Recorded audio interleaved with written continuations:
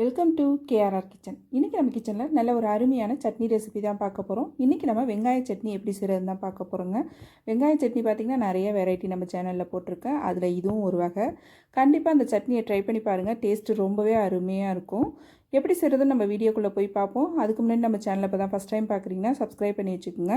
கூடவே bell symbol press பண்ணி ஆளுங்கிற ஆப்ஷனையும் ப்ரெஸ் பண்ணி வச்சுக்கோங்க. அப்போ தான் நான் போகிற வீடியோஸ் எல்லாம் உங்களுக்கு தொடர்ந்து நோட்டிஃபிகேஷனில் ஒன்றுக்கு ஒன்றே கிடச்சிட்டு இருக்கும். இப்போ வாங்க இந்த வெங்காய கார சட்னி எப்படி செய்கிறதுன்னு பார்த்துடலாம். இப்போ சட்னி செய்யறதுக்கு பார்த்தீங்கன்னா அடுப்பில் ஒரு கடாய் வச்சுருக்கேன். இதில் ஒரு 2 டீஸ்பூன் அளவுக்கு எண்ணெய் சேர்த்துக்கிறேன். எண்ணெய் நல்லா காயட்டும். எண்ணெய் காஞ்சதுக்கப்புறம் பார்த்தீங்கன்னா ஒரு சின்ன துண்டு கட்டி பெருங்காயம் சேர்த்துக்கிறேன்.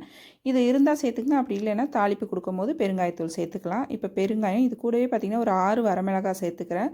சேர்த்து இந்த மிளகாயும் பெருங்காயத்தையும் நல்லா வறுத்து நம்ம தனியாக எடுத்து வச்சுக்கணும். அதுக்கப்புறம் தான் மற்ற பொருள்லாம் வதக்கி எடுத்துக்கணும். இப்போ நல்லா வறுபட்டதுக்கப்புறம் ஒரு பிளேட்டுக்கு மாற்றி வச்சுருக்கேன். இப்போ இதில் பார்த்திங்கன்னா ஒரு 2 பெரிய வெங்காயம் நீள்வாக்கில் கட் பண்ணி வச்சுருக்கேன். இதை சேர்த்துக்குவோம். இது கூடவே ஒரு 4-5 பூண்டு பல் சேர்த்துக்குங்க. சேர்த்து இந்த வெங்காயத்தை பார்த்திங்கன்னா ரொம்ப வதக்கக்கூடாது. ஒரு கண்ணாடி பக்குவத்துக்கு தான் வதக்கணும். ரொம்ப வதக்கிட்டோம் அப்படின்னாக்கா சட்னியோட டேஸ்ட் மாறிடும். இப்படி வதக்கும் போது தான் அந்த சட்னிக்கே டேஸ்ட்டு. ஒரு பாதி அளவு வதங்கினாலே போதும். இது கூடவே ஒரு 3 பச்சை மிளகாய் சேர்த்துக்கிறேன். ஒரு 2 டேபிள் ஸ்பூன் அளவுக்கு பொட்டுக்கடலை சேர்த்துக்கிறேன். அதே போல் பார்த்திங்கன்னா ஒரு 2 டேபிள் ஸ்பூன் அளவுக்கு தேங்காய் துருவல் எடுத்து வச்சுருக்கேன், அதையும் சேர்த்துக்கிறேன். இது எல்லாமே சேர்த்து ஒரு 2 செகண்ட் மட்டும் கலந்து விடுங்க. ரொம்ப நாளி வதக்கக்கூடாது. லைட்டாக வதக்கிட்டு அரைக்கும் போது தான் அந்த சட்னியோட டேஸ்ட்டு ரொம்ப அருமையாக இருக்கும். இப்போ நல்லா வதங்கிடுச்சு. இப்போ பார்த்தாலே தெரியும் வெங்காயம் எந்த அளவுக்கு வதக்கியிருக்கேன்னு. இப்போ அதை நல்லா ஆற வச்சு எடுத்துக்குவோம். ஆற வச்சு எடுத்ததுக்கப்புறம் பார்த்திங்கன்னா மிக்ஸி ஜாரில் சேர்த்துக்கிறேன் எல்லாத்தையும்.